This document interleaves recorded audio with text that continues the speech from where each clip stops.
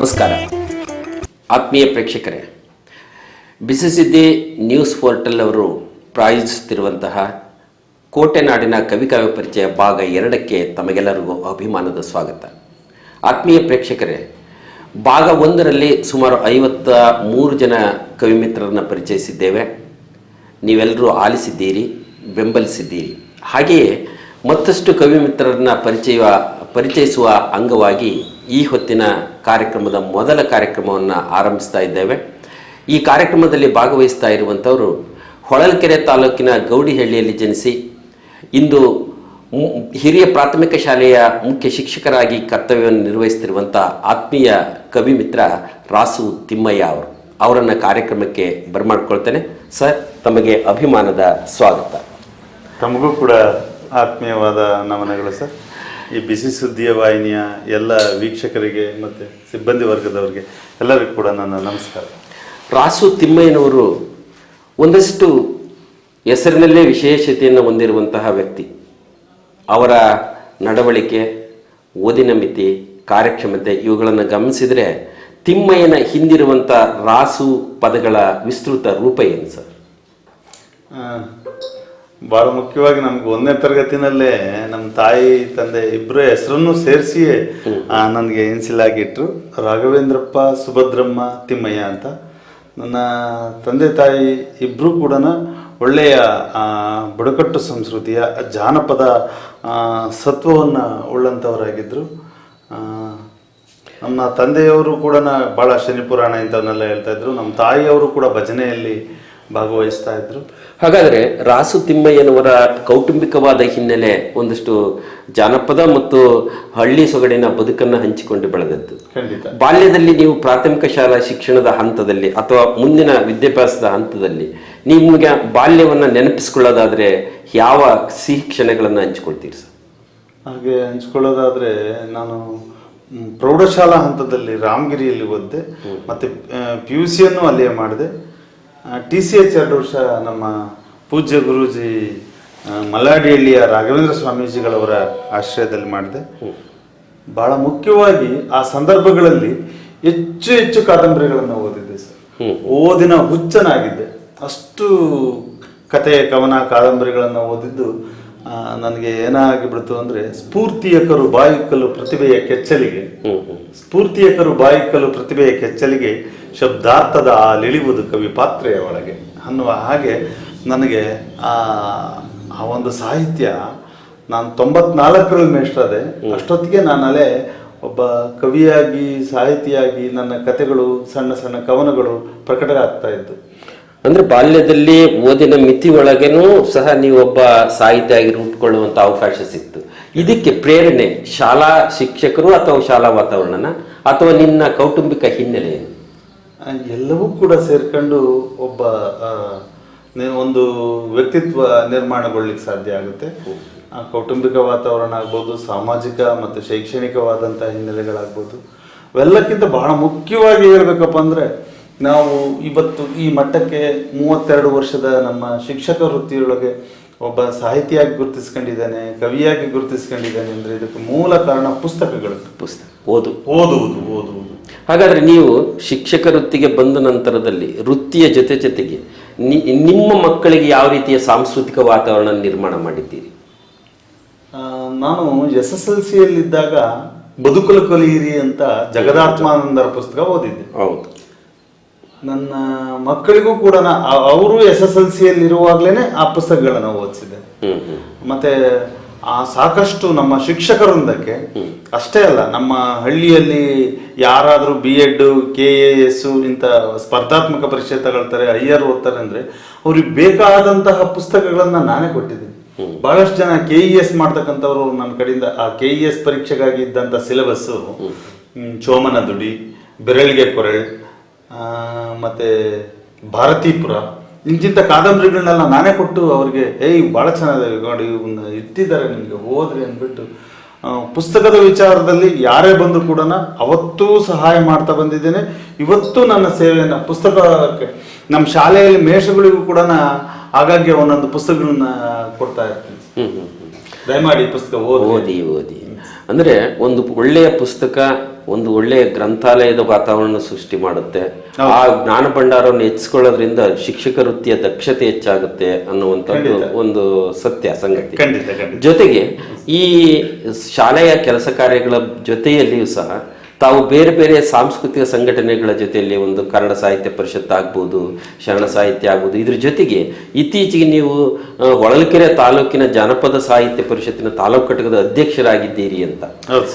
ಅದರ ಚುಕ್ಕಾಣಿಯನ್ನು ಹಿಡಿದ ಮೇಲೆ ನಿಮ್ಮ ತಾಲೂಕಿನಲ್ಲಿ ಯಾವ ರೀತಿಯ ವಾತಾವರಣ ಸೃಷ್ಟಿ ಮಾಡ್ತಾ ಹೊರಟಿದ್ದೀರಿ? ನಾವು ಕನ್ನಡ ಜಾನಪದ ಪರಿಷತ್ನ ಅಧ್ಯಕ್ಷರಾಗಿ ನಮ್ಮದೇ ಅಂದ ಒಂದು ಸಮಿತಿಯನ್ನು ರಚನೆ ಮಾಡಿಕೊಂಡು ಅದರ ಪದಗ್ರಹಣ ಮಾಡಿದ ನೆಕ್ಸ್ಟ್ ಒಂದೆರಡು ತಿಂಗಳುಗಳಲ್ಲೇನೆ 2 ಹೋಬಳಿಗಳಲ್ಲಿ, ತಾಳ್ಯ ಹೋಬಳಿ ಮತ್ತು ರಾಮಗಿರಿ ಹೋಬಳಿಗಳಲ್ಲಿ ಹೋಬಳಿ ಘಟಕದ ಅಧ್ಯಕ್ಷರುಗಳನ್ನ ನೇಮಕ ಮಾಡಿಕೊಂಡು ಜಾನಪದ ಸಂಭ್ರಮ ಅನ್ನುವಂಥ ಕಾರ್ಯಕ್ರಮವನ್ನು ಮಾಡಿ ಎಲ್ಲ ಪ್ರೌಢಶಾಲಾ ಹಂತದ ಮಕ್ಕಳುಗಳಿಗೆ ಆ ಜಾನಪದ ಸೊಗಡಿನ ಬಗೆಗೆ ಅಭಿಮಾನ ಮೂಡುವಂತಹ ಕಾರ್ಯಕ್ರಮವನ್ನು ಮಾಡ್ತಾ ಇದ್ದೇವೆ. ಅದರ ಜೊತೆಗೆ ಸಾರ್ವಜನಿಕವಾಗಿಯೂ ಕೂಡ ಇಡೀ ತಾಲೂಕಿನ ಸಂಬಂಧಪಟ್ಟಂತೆ ಒಂದು ಭಜನಾ ಮೇಳಗಳ ಸ್ಪರ್ಧೆ ಅಂತಕ್ಕಂಥದ್ದನ್ನು ಮಾಡಿದ್ವಿ. ಒಂದು 8-10 ತಂಡಗಳು ಬಂದು ಬಹಳ ಚೆನ್ನಾಗಿ ಭಾಗವಹಿಸಿದ್ವಿ. ಬಹಳ ಉತ್ತಮವಾಗಿ ಆ ಭಜನಾ ಮೇಳಗಳ ಸ್ಪರ್ಧೆ ಬಹಳ ಯಶಸ್ವಿಯಾಯಿತು. ಆಯಿತು. ಆದರೆ ಈ ಹೊತ್ತಿನ ವೈಜ್ಞಾನಿಕತೆ, ತಂತ್ರಜ್ಞಾನ ಮತ್ತು ಕಂಪ್ಯೂಟರ್ ಯುಗದಲ್ಲಿ ಜಾನಪದದ ಒಂದು ಸೊಗಡನ್ನು ಅಥವಾ ಜಾನಪದ ಸಾಹಿತ್ಯದ ಸೇವೆಯನ್ನು ಮಾಡುವಂಥದ್ದು ಒಂದು ಕಷ್ಟದ ಕೆಲಸ ಅಂತ ಭಾವಿಸ್ತೇವೆ. ನಿಮಗೆ ಹೇಗೆ ಇದನ್ನ ಸಂಘಟಿಸೋದಿಕ್ಕೆ ಸಾಧ್ಯ ಆಗ್ತಾ ಇದೆ? ನಾವು ಹಾಗೆ ಅಂದ್ಕೊಂಡಿಲ್ಲ. ಅದು ಯಾವುದೇ ಒಂದು ಇದಿರ್ಬೋದು, ಯಾವುದು ಇವತ್ತಿನ ಆಧುನಿಕ ತಂತ್ರಜ್ಞಾನದ ಲೋಕ ಏನೇ ಇದ್ದರೂ ಸಹ ನಮ್ಮ ಜಾನಪದ ಸೊಗಡು ಇದೆಯಲ್ಲ, ಅದು ನಮ್ಮ ಮೂಲ, ಅದು ನಮ್ಮ ಬೇರು. ಅದಿಲ್ಲದೆ ಇವು ಯಾವೂ ಕೂಡ ಬೆಳಿಲಿಕ್ಕೆ ಸಾಧ್ಯವಿಲ್ಲ ಅಂತ DVG ಅವರೇ ಆ ಮಾತನ್ನು ಹೇಳ್ತಾರಲ್ಲ, ಹಳೆ ಬೇರು ಹೊಸ ಚಿಗುರಲು ಕೂಡಿರಲು ಮರಸೊಬಗು, ಮತ್ತೆ ಹಳೆಯ ತತ್ವದೊಡಗೂಡೆ ವಿಜ್ಞಾನ ಮೇಳೈಸುವುದು ಅಂತ. ಹಾಗೆ ಇದಿರ್ಲೇಬೇಕು, ಇವೆಲ್ಲವುಗಳಿಂದಲೇ ಅವು ಬಂದಿರ್ತಕ್ಕಂಥದ್ದು. ಓಕೆ, ಅಂದ್ರೆ ಸಾಧ್ಯತೆ ಇದೆ. ಏನೇ ಇದ್ರೂ ನಾವು ಒಳ್ಳೆಯ ಕಾರ್ಯಕ್ರಮಗಳನ್ನು ಕೊಟ್ಟರೆ ಜನರನ್ನ ಜಾಗೃತಿಗೊಳಿಸಬಹುದು ಅನ್ನುವಂಥದ್ದು. ಅದ್ರ ಜೊತೆಗೆ ಈ ಸಾಂಸ್ಕೃತಿಕ ಕೆಲಸ ಕಾರ್ಯಗಳ ಜೊತೆಗೆ ರಾಸು ತಿಮ್ಮಯ್ಯನವರು ಒಂದಷ್ಟು ಕವನಗಳನ್ನ ಮತ್ತೊಂದು ಮಗದೊಂದು ಬರಿತಾ ಹೊರಟವರು 2 ಕೃತಿಗಳನ್ನು ತಂದಿದ್ದೀರಿ. ಆ ಕುರಿತಾಗಿ ನಿಮ್ಮ ಬರವಣಿಗೆಯನ್ನು ಕುರಿತು ಹೇಳಿ.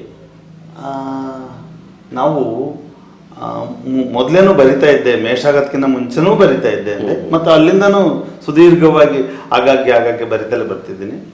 ಬಹಳ ಮುಖ್ಯವಾಗಿ ಕೆಲವು ಘಟನೆಗಳು ನನಗೆ ಆ ಬರಹಕ್ಕೆ ಸ್ಫೂರ್ತಿಯನ್ನು ನೀಡಿಬಿಡ್ತವೆ. 1993ನೇ ಇಸ್ವಿಯಲ್ಲಿ ಮುಂಬೈನಲ್ಲಿ ಬಹಳ ದೊಡ್ಡ ಗಲಭೆ ಆಯಿತು.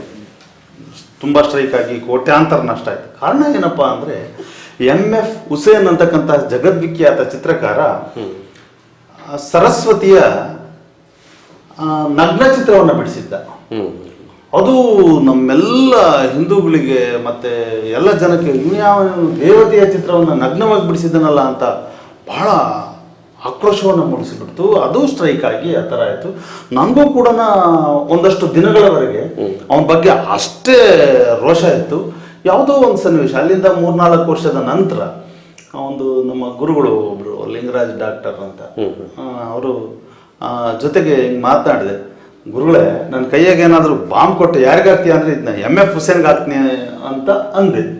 ಅವಾಗ ಅವರು, ತಿಮ್ಮಣ್ಣ ಅವನು ಬರ್ದಿರೋದು ಸರಿ, ನೀನು ಆಲೋಚನೆ ಮಾಡ್ತಿರೋದು ತಪ್ಪು.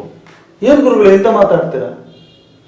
ಹೌದಪ್ಪ, ಈಗ ಶಾರದೆ ಸರಸ್ವತಿ ಅಂದಲ್ಲಪ್ಪ, ಯಾರಪ್ಪ ಅವರು? ಯಾರು ಅಂದರೆ ವೀಣೆ ಹಿಡ್ಕೊಂಡು ಕುಂತಿಲ್ವ? ಅದಲ್ಲ ಕಣಪ್ಪ, ಸರಸ್ವತಿ ಅಂತ ಅನ್ನೋದು ಯಾವ್ದ ಅಂದ್ಬಿಟ್ಟು ಅಲ್ಲೊಂದು ಪುಸ್ತಕ ಇತ್ತು. ಆ ಪುಸ್ತಕವನ್ನು ತೆಗೆದು ಇದನ್ನ ನಾವು ಸರಸ್ವತಿ ಅಂತ ಪೂಜೆ ಮಾಡೋದು. ಹೌದು, ಎಲ್ಲಿ ಮತ್ತೆ ಇವಳನ್ನ ಬೆತ್ತಲು ಮಾಡದೆ ನಿನ್ನ ಕತ್ತಲು ಕಳಕ, ಪ್ರತಿಭಾ ನವನವೋನ್ಮೇಷ ಶಾಲಿನಿ ಅಂತ, ಪ್ರತಿಭೆಯು ಹೊಸ ಹೊಸದನ್ನ ಸೃಷ್ಟಿಸುತ್ತದೆ ಅಂತ ಹೇಳಿ ಅವನು ಆ ಸರಸ್ವತಿ ನಗ್ನಳಾಗಿ ಅವಳು ಬೆತ್ತಲಾದರೆ ನಿನ್ನ ಕತ್ತಲು ಕಳೆಯುತ್ತೆ ತಲೆ ಒಳಗೆ ಅನ್ನುವ ಅರ್ಥದಲ್ಲಿ ಆತ ಚಿತ್ರಿಸಿದ್ದಾನೆ. ನೀವು ನೋಡಿದರೆ ಅದನ್ನು ಎಲ್ಲಿಗೋ ಭಾವನಾತ್ಮಕವಾಗಿ ತಕ್ಕಂದು ಹೀಗೆಲ್ಲ ಮಾಡ್ಕೊಂಡು ಸ್ಟ್ರೈಕ್ ಮಾಡ್ತಾರೆ. ನೀವು ನೋಡುವ ದೃಷ್ಟಿ ಸರಿ ಇಲ್ಲ, ದೃಷ್ಟಿ ಸರಿ ಇಲ್ಲ, ನೀವು ಅದನ್ನ ಆಸ್ವಾದಿಸ್ತಕ್ಕಂಥ ರೀತಿ ಸರಿ ಇಲ್ಲ ಅಂತ. ಹಾಗಾಗಿ ಅವನದು ಅದು ಮಾಧ್ಯಮ, ನಿಮ್ಮದು ಬೇರೆ ರೂಪದಲ್ಲಿ ಬರಲಿ ಅಂದಾಗ ನೀವು ಕೃತಿಗಳನ್ನ ಬರೆಯೋದಿಕ್ಕೆ ಆರಂಭಿಸಿದ್ರಿ. ಅದು ಒಂದು ಕವನವನ್ನು ಬರೆಸ್ತು ನನ್ನ ಹತ್ರ. ಆ ಕವನವನ್ನ ನಂತರ ಓದೋಣ. ನೀವು ಬರೆದಂತ 2 ಕೃತಿಗಳ ಬಗ್ಗೆ ಹೇಳಿ. ಒಂದು ರಶ್ಮಿ ಅಂತ, ಅದು ಮೊತ್ತ ಮೊದಲಿಗೆ 2006ನೇ ಇಸ್ವಿಯಲ್ಲಿ ಅದನ್ನ ಬಿಡುಗಡೆ ಮಾಡಿದ್ದು. ಆ ನಂತರದಲ್ಲಿ 2013ರಲ್ಲಿ ಚಿತ್ರದುರ್ಗದಲ್ಲಿ BL ವೇಣು ಅವರ ಅಧ್ಯಕ್ಷತೆಯಲ್ಲಿ ಸಮ್ಮೇಳನ ನಡೀತು. ಆ ಸಮ್ಮೇಳನಕ್ಕಾಗಿ ಒಂದು ಕವನ ಸಂಕಲನ ಬಿಡುಗಡೆ ಮಾಡಲೇಬೇಕು ಅಂತ ನಮ್ಮ ತಾಲೂಕಿನ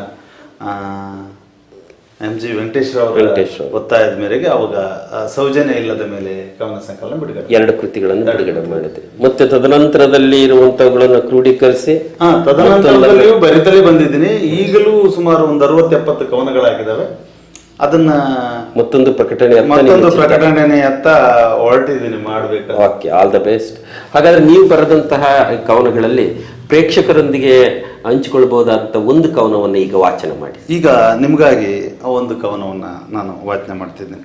ಆ ಕವನ ಅದು ಏನು ನಾನು MF ಹುಸೇನ್ ಅವರನ್ನು ವಿರೋಧಿಸಿದಂತ ಮಾಡಿದ್ನಲ್ಲ, ಅದನ್ನ ನಾನು ಅರ್ಥ ಮಾಡ್ಕೊಂಡ ರೀತಿಗೆ ನಾನು ಬರೀತೇನೆ. ಓಕೆ. ನನ್ನ ಕವನದ ಶೀರ್ಷಿಕೆ ಭಾರತಿ. ಭಾರತಿ. ಹೇ ಭಾರತಿ, ನೀನೊಬ್ಬಳು ಮಹಾ ಸವತಿ. ಅದೆಷ್ಟು ಗಂಡುಗಳು ನಿನ್ನಲ್ಲಿಗೆ ಬಂದು ಅಟ್ಟುಂಡು ಆನಂದಗೊಂಡು ಅಳಿದು ಹಾಳಾಗಿ ಹೋದರೆ ಅವರುಗಳ ನೆನಪಿದೆಯೇ ನಿನಗೆ? ಯಾರು ನೆನಪಿದೆಯೇ? ಹೋದವ, ಇದ್ದವ, ಬಂದವ, ಅಶೋಕ, ಹರ್ಷ, ಕಾನಿಷ್ಕ, ಯವನ, ಯಾರ ನೆನಪು ನಿನಗಾರು ಮಿಗಿಲು? ನಿನ್ನೊಳಕ್ಕೆ ಬಂದ ಭ್ರಮರಗಳ ಭ್ರಮಣೆಯ ಭ್ರಮೆಯೇ ಅವರೊಳಗಿದ್ದ ದಿಗಿಲು. ಧೀರ ಸ್ವಪ್ನದಿ ದಿನ ದೂಡುವಲ್ಲಿ ನಿನಗೆ ಕಾಣಿಕೆಯನ್ನು ನೀವು ಉಳಿಸಿದ್ದಾರೆ, ಅಲ್ಲಲ್ಲಿ ಕಲೆಗಳ ಗುರುತು. ಕೇಳಿದ್ದೆಯಾ ಕಾಣಿಕೆ ಕೊಡಿರೆಂದು? ಕೊಟ್ಟರೆಷ್ಟು ಬಿಟ್ಟರೆಷ್ಟು ಕಾಣಿಕೆಯ, ಕೊಟ್ಟರೆಷ್ಟು ಬಿಟ್ಟರೆಷ್ಟು ಕಾಣಿಕೆಯ. ಕವಡೆ ಕಾಸಿನ ಕಿಮ್ಮತ್ತು ಕೇಳಲಿಲ್ಲ ಬರೀ ವೀರರ ಕೂಗು, ಕೊನೆ ಇಲ್ಲದೆ ಕೂಗಿಹೆರೆ ಈಗಲೂ ಹಿರಿತನದ ಅಬ್ಬರದಿ ಬೊಬ್ಬಿಕ್ಕುತಿಹರು. ಬರಿದ ಗಮನವೂ ಇಲ್ಲ ಅವರತ್ತ ನಿನಗೆ, ಬರಿದ ಗಮನವೂ ಇಲ್ಲ ಅವರತ್ತ ನಿನಗೆ. ನಿನ್ನ ಗೈದರೆಷ್ಟು ನೆಲ ಸವಿಯುತ್ತದೆಯೇ ಹೊಲ, ನಿನ್ನ ಗೈದರೆಷ್ಟು ನೆಲ ಸವಿಯುತ್ತದೆಯೇ ಹೊಲ. ಕುಳ ಮುರಿಯುತ್ತೆ ಕಣೆ ಕೊನೆ ನಿನ್ನದೆಲ್ಲಿಯ ಕೊನೆ ಗಾಣದ ಮನೆ. ಜಡದಂತೆ ಬಿದ್ದುಕೊಂಡೇ ಇರುತ್ತೀಯ, ಹೆದರದೆ ಬೆದರದೆ ಬೆಟ್ಟದುಂಡೆಗಳ ತುಂಬಿ ತುಳಿತ ತರಿತವ ನುಂಗಿ ಕೊರೆತ ಮರೆತಗಳು ಜಂಗಿ ಜಗ್ಗದ ಭಂಗಿ. ಬಾ ರತಿ ನೀ ಸರಸ್ವತಿ, ಬಾ ರತಿ ನೀ ಸರ್ವಸತಿ. ನಮಸ್ಕಾರ. ಈ ಭಾರತೀಯ ಕುರಿತಾದ ಕವನದ ಆಶಯ ಏನು? ಇದರ ಆಶಯ ಆಗಲೇನೆ ಹೇಳಿದಂತೆ ಈ ನೆಲ ಎಂದೆಂದಿಗೂ ಬಂದಿದೆ. ಇಲ್ಲಿ ಬಹಳ ಮುಖ್ಯವಾಗಿ ನಾವು ಈ ನೆಲದ ಭಾರತೀಯ ಸರಸ್ವತಿಯನ್ನು ಸರ್ವಸತಿಯಾಗಿಸಿಕೊಂಡಾಗ ಸರ್ವೋದಯ ಆಗ್ಲಿಕ್ಕೆ ಸಾಧ್ಯ ಅಂತ. ಜ್ಞಾನ ಎಲ್ಲರಿಗೂ ದೊರೆಯಬೇಕು. ಹಾಗಾದಾಗ ಈ ಸಮಾಜ ಸುಭಿಕ್ಷತೆಯನ್ನು ಕಾಣಲಿಕ್ಕೆ ಸಾಧ್ಯ. ಮತ್ತೊಂದು ಕವನವನ್ನು ವಾಚನ ಮಾಡಿ. ನನ್ನ ಇನ್ನೊಂದು ಕವನ ಇದು ನನ್ನ ರಶ್ಮಿ ಅಂತ. ರಶ್ಮಿ ಆ ಕವನ ಸಂಕಲನದ ಶೀರ್ಷಿಕೆಯ ಕವನ. ಈ ರಶ್ಮಿ ಕವನ ಸಂಕಲನವನ್ನು ಹೇಳೋದ್ರ ಜೊತೆಗೆ ನನ್ನ ಮೊದಲ ಮಗಳ ಹೆಸರು ಕೂಡ ರಶ್ಮಿ ಅಂತಾನೆ. ಹಾಗಾಗಿ ಈ ಒಂದು ಕಿರಣ ನಮ್ಮ ಎದೆಯೊಳಕ್ಕೆ ಬಿದ್ದಾಗ ಉಂಟಾಯ್ತಲ್ಲ, ಅದು ನಮ್ಮ ಪಾಲಿನ ಅಮೃತದ ಬೆಳಕು. ಅದಕ್ಕಾಗಿ ಈ ಕವನವನ್ನು ಹೇಳ್ತಾ ಇದ್ದೀನಿ. ಎಲ್ಲಿತ್ತು ಯಾಕಿತ್ತು ಹೆಂಗಿತ್ತು ಈ ಭಾವ, ಯಾತ್ರಲ್ಲಿ ಮನೆ ಮಾಡಿ ಒಳಗಿತ್ತು ಈ ಜೀವ. ಎಲ್ಲಿತ್ತು ಯಾಕಿತ್ತು ಹೆಂಗಿತ್ತು ಈ ಭಾವ, ಯಾತ್ರಲ್ಲಿ ಮನೆ ಮಾಡಿ ಒಳಗಿತ್ತು ಈ ಜೀವ. ಉಸಿರಲ್ಲ ಒಲವಲ್ಲ ಉಳಿವಂತು ಅಲ್ಲ, ಹೂಯೇಯ ಮೈ ಮನದ ಕಾಯ. ಕಾಡಿತ್ತು ನಾಡಿತ್ತು ಕಂಡಲ್ಲಿ ಕೂಡಿತ್ತು ಕಲ್ಪನೆಯ ಕಣ್ಣು, ಕೊನೆ ಇರದೆ ನಡೆದಿ ಕಾಡಿತ್ತು ನಾಡಿತ್ತು ಕಂಡಲ್ಲಿ ಕೂಡಿತ್ತು ಕಲ್ಪನೆಯ ಕಣ್ಣು ಕೊನೆ ಇರದೆ ನಡೆದಿತ್ತು ಜೀವಿಸುವ ಭಾವಿಸುವ ಬಾಳಿಗೂ ಮೀರಿ ಜ್ಞಾನ ವಿಜ್ಞಾನದ ವ್ಯಾಪ್ತಿಯನ್ನು ಹಾರಿ ಎಲ್ಲಿತ್ತು ಯಾಕಿತ್ತು ಹೆಂಗಿತ್ತು ಈ ಭಾವಯಾತ್ರಲ್ಲಿ ಮನೆ ಮಾಡಿ ಒಳಗಿತ್ತು ಈ ಜೀವ ಉಸಿರಲ್ಲ ಒಲವಲ್ಲ ಉಳಿವಂತು ಅಲ್ಲ ಹೂಯೇಯ ಮಾಯೇಯ ಮೈ ಮನದ ಕಾಯ ಬದುಕೆಲ್ಲ ಭ್ರಾಂತಿ ಎನ್ನುವುದು ಕ್ರಾಂತಿ ಬರಿದೆ ಬರಡಲ್ಲ ಈ ವನಲ ಕಾಂತಿ ಹಗಲಿನ ಹೆಗಲು ರವಿಕಿರಣದೊಡಲು ತಿಂಗಳಿನ ಒಳವು ರಜನೀಯ ಮಡಿಲು ಎಲ್ಲಿತ್ತು ಯಾಕಿತ್ತು ಹೆಂಗಿತ್ತು ಈ ಭಾವಯಾತ್ರಲ್ಲಿ ಮನೆ ಮಾಡಿ ಒಳಗಿತ್ತು ಈ ಜೀವ ಇದು ಅಲ್ಲ ಉಸಿರು ವಾಯುವಿನ ಬಸಿರು ಇದಕ್ಕಲ್ಲ ಬದುಕು ಮುಂದಿದರ ಹಸಿರು ಇದು ಅಲ್ಲ ಉಸಿರು ವಾಯುವಿನ ಬಸಿರು ಇದಕ್ಕಲ್ಲ ಬದುಕು ಮುಂದಿದರ ಹಸಿರು ಗುರಿಯಿಲ್ಲ ಗುರುವಿಲ್ಲ ಗುರುತಿರುವ ಹೊಳಪು ಅರಿವಿರುವ ಹರವಿರುವ ಅಮೃತದ ಬೆಳಗು ಗುರಿಯಲ್ಲ ಗುರುವಿಲ್ಲ ಗುರುತಿರುವ ಹೊಳಪು ಅರಿವಿರುವ ಹರವಿರುವ ಅಮೃತದ ಬೆಳಗು ಎಲ್ಲಿತ್ತು ಯಾಕಿತ್ತು ಹೆಂಗಿತ್ತು ಈ ಭಾವ ಯಾತ್ರಲ್ಲಿ ಮನೆ ಮಾಡಿ ಒಳಗಿತ್ತು ಈ ಜೀವ ಉಸಿರಲ್ಲ ಒಲವಲ್ಲ ಉಳಿವಂತು ಅಲ್ಲ ಹೂಯೇಯ ಮಾಯೇಯ ಮೈ ಮನದ ಕಾಯ.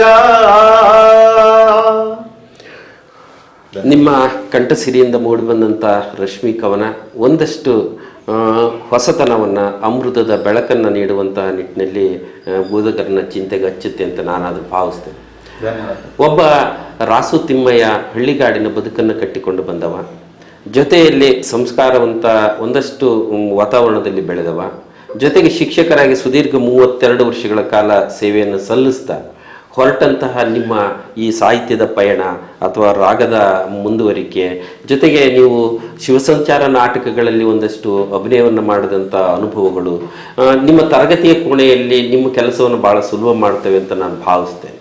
ಯಾಕೆಂದರೆ ಶಿಕ್ಷಕರಾದವರಿಗೆ ಬರೀ ಪಾಠ ಮಾಡೋದಷ್ಟೇ ಅಲ್ಲ, ರಾಗ ತಾಳ ಅಭಿನಯ ಇವು ಮಕ್ಕಳ ಒಂದು ಕಲಿಕೆಗೆ, ಅವರ ಒಂದು ಸಾಂಸ್ಕೃತಿಕ ಬದುಕನ್ನು ರೂಪಿಸೋದಕ್ಕೆ ಬಹಳ ಉತ್ತಮ ಪ್ರೇರಣೆ ಆಗ್ತದೆ ಅಂತ ಭಾವಿಸ್ತೇನೆ. ಹಾಗಾದರೆ ನಿಮ್ಮ ಸುದೀರ್ಘ 32 ವರ್ಷಗಳ ಈ ಪಯಣದಲ್ಲಿ ನಿಮಗೆ ಶಿಕ್ಷಕ ವೃತ್ತಿ ಅಂದರೆ ನಿಮ್ಮ ದೃಷ್ಟಿಯಲ್ಲಿ ಏನು? ಖಂಡಿತ ಮನುಷ್ಯನಾಗಿ ಹುಟ್ಟಬೇಕಾದ್ರೆ ಹಿಂದಿನ ಜನ್ಮದ ಪುಣ್ಯವನ್ನು ಪಡೆದಿರ್ಬೇಕಂತ. ಅಂಥ ಮನುಷ್ಯನಾದವನು ಮೇಷ್ಟ್ರಾಗಬೇಕು ಅಂದರೆ 7 ಜನ್ಮದ ಪುಣ್ಯ ಪಡೆದಿರಬೇಕು ಅಂತ ತಿಳ್ಕೊಂಡಿದ್ದೇವೆ. ಮತ್ತು ಆ ಶಿಕ್ಷಕ ವೃತ್ತಿಯನ್ನು ಖಂಡಿತ ನಾನು ತುಂಬಾ ಪ್ರೀತಿಸ್ತಿದ್ದೀನಿ. ಎಂದಿಗೂ ಕೂಡ ನನ್ನ ವೃತ್ತಿಯೊಳಗೆ ಅತ್ಯಂತ ಪರಿಶ್ರಮದಿಂದ ಪ್ರೀತಿಯಿಂದ ಆ ಸೇವೆಯನ್ನು ಮಾಡ್ತಾ ಬಂದಿದ್ದೇನೆ. ನನಗೆ ನಾವು 20 ವರ್ಷದ ಮಕ್ಕಳಾಗಿ TCH ಮಾಡ್ತಿದ್ದ ಅಂಥ ಸಂದರ್ಭದಲ್ಲಿ ನನ್ನ ಗುರು ದೈವ ಪರಮ ಪೂಜ್ಯ ಶ್ರೀ ಶ್ರೀ ರಾಘವೇಂದ್ರ ಸ್ವಾಮೀಜಿಯವರು ನಮ್ಮೆಲ್ಲರಿಗೂ ಒಂದು ಮಂತ್ರವನ್ನು ಹೇಳೋರು. ನಾವು TCH ಮಾಡುವ ವಿದ್ಯಾರ್ಥಿಗಳೆಲ್ಲರೂ ಕೂಡ ಅವತ್ತು ಅದನ್ನ ಅಷ್ಟು ಸೀರಿಯಸ್ ಆಗಿ ತಗೊಂಡು ಅರ್ಥ ಮಾಡ್ಕೊಂಡ್ವಿ ಅಂತ ಅಂದ್ಕೊಂಡ್ಲಿಲ್ಲ. ಆದರೆ ಇಷ್ಟು ಸುದೀರ್ಘ ಕಾಲ ಕಳೆದಾದ ಮೇಲೆ ಯಾಕೆ ನಮ್ಮ ರಾಘವೇಂದ್ರ ಸ್ವಾಮೀಜಿಗಳು ನಮಗೆ ಆ 3 ಬೀಜಾಕ್ಷರದ ಮಂತ್ರವನ್ನು ಹೇಳ್ಕೊಟ್ರು ಅಂತ ಇಷ್ಟೇ ಹೇಳಿದ್ದವು. ಸೇವೆ ಸೇವೆ ಸೇವೆ. ಈ ಬೀಜ ಮಂತ್ರವನ್ನು ನಮ್ಗೇನು ಹೇಳ್ಕೊಟ್ರಲ್ಲ, ಅದರ ಅನುಪಾಲನೆ ಮತ್ತು ಅನುಷ್ಠಾನ ಇದೀಗ ಆಗ್ತಾ ಇದೆ ಅಂತಕ್ಕಂಥದ್ದು. ಇಷ್ಟು ಸುದೀರ್ಘ 30-31 ವರ್ಷ ಸೇವೆಯನ್ನು ಕಳೆದು 32ರಲ್ಲಿ ಏನು ನಡೀತಾ ಇದ್ದೀನಲ್ಲ, ಈಗ ನನಗೆ ಮನವರಿಕೆ ಆಗ್ತಿದೆ. ಸೇವೆ ಸೇವೆ ಸೇವೆ ಸೇವೆ, ಆ ಸರ್ವಿಸ್ ಈಸ್ ಎ ಗ್ರೇಟ್ ಅಂತ. ಓಕೆ, ಅಂದರೆ ನಿಮ್ಮ ಈ ಸೇವೆ ಬಗೆಗಿನ ಹಂಬಲ, ನಿಮ್ಮ ಕೈಗೊಂಡಂಥ ಕಾರ್ಯಚಟುವಟಿಕೆಗಳು ನಿಮಗೆ ಮತ್ತಷ್ಟು ಹೆಸರನ್ನು ತಂದುಕೊಡಲಿ, ಮತ್ತಷ್ಟು ಸನ್ಮಾನ ಪ್ರತಿಭೆ ಗುರುತಿಸುವಂಥ ಕೆಲಸಗಳಾಗಲಿ ಅಂತೇಳಿ ಆಶಿಸ್ತಾ, ನಮ್ಮ ಬಿಸಿ ಸುದ್ದಿ ನ್ಯೂಸ್ ಪೋರ್ಟಲ್ನ ಕರೆಗೆ ಹೋಗೊಟ್ಟು ಈ ಕೋಟೆನಾಡಿನ ಕವಿ ಪರಿಚಯ ಕಾರ್ಯಕ್ರಮಕ್ಕೆ ಆಗಮಿಸಿ ತಮ್ಮ ಮನದಾಳದ ಮಾತುಗಳನ್ನು ಪ್ರೇಕ್ಷಕರೊಂದಿಗೆ ಹಂಚಿಕೊಂಡಿದ್ದೀರಿ. ನಿಮಗೆ ಈ ಬಳಗದ ಪರವಾಗಿ ಹೃದಯಪೂರ್ವಕ ವಂದನೆಗಳು. ತಮಗೂ ಕೂಡ ಎಲ್ಲ ಪ್ರೇಕ್ಷಕರೊಂದಕ್ಕೆ ಇಷ್ಟು ನನಗೆ ಅವಕಾಶ ಮಾಡಿಕೊಟ್ಟಂತಹ ಬಿಸಿ ಸುದ್ದಿ ವಾಹಿನಿಯ ಎಲ್ಲ ಬಂಧುಗಳಿಗೆ, ಎಲ್ಲ ವೀಕ್ಷಕರಿಗೆ ಮತ್ತೊಮ್ಮೆ ಮಗದೊಮ್ಮೆ ಪ್ರೀತಿಪೂರ್ವಕವಾದ ಅನಂತ ಧನ್ಯವಾದಗಳು. ನಮಸ್ಕಾರ. ಪ್ರೇಕ್ಷಕರೇ, ಮುಂದಿನ ವಾರ ಮತ್ತೊಬ್ಬ ಕವಿಮಿತ್ರರೊಂದಿಗೆ ನಿಮ್ಮ ಜೊತೆ ಬರ್ತೇನೆ. ಅಲ್ಲಿಯವರೆಗೂ ಧನ್ಯವಾದಗಳು.